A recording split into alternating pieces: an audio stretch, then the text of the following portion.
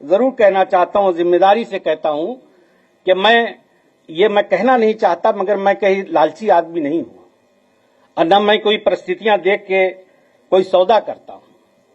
मैं एक पढ़ा लिखा जिम्मेदार आदमी हूं और ये जो मैंने डिसीजन लिया, ये मेरे दिल दिमाग ने इस बात को कहा कि समाज का हित इसी में है। आज हम जिस परिस्थितियों में खड़े हैं, देश जिसमें खड़ा हुआ है, भाई हमारे सामने दो ही विकल्प हैं। देखिए, मैं पढ़ लिख करके हाई स्कूल करके दिल्ली चला गया, मेरी शिक्षा दीक्षा जामिया यूनिवर्सिटी से हुई।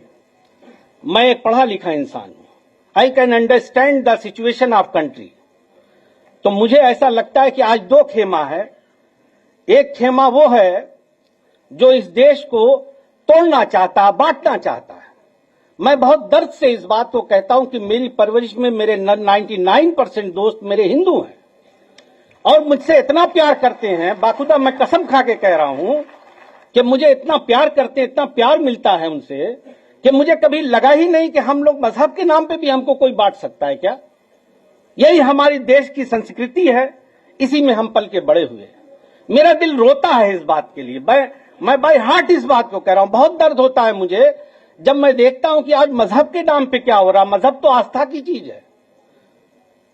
मैं एक बैग लेके गया, अगर इस देश का, मुझे घमंड से मैं इस बात को कहता हूं कि मेरी जिंदगी पे अगर किसी का एहसान है तो मेरे हिंदू भाइयों का है। हाँ।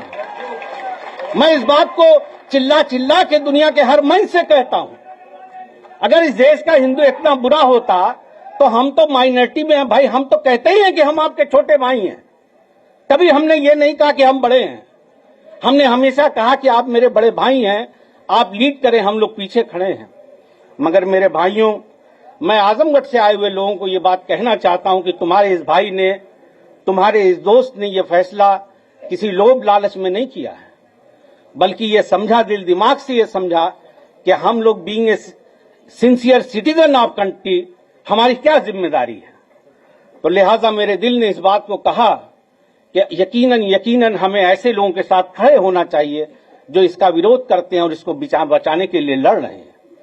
माननीय अध्यक्ष महोदय, मैं दिलो जान से आपके पीडीए के नारे को ताकत देता हूं, उसकी हां में हां मिलाता हूं। इसलिए कि अगर इस देश में कुछ बदलाव हो सकता है तो यही उम्मीद है।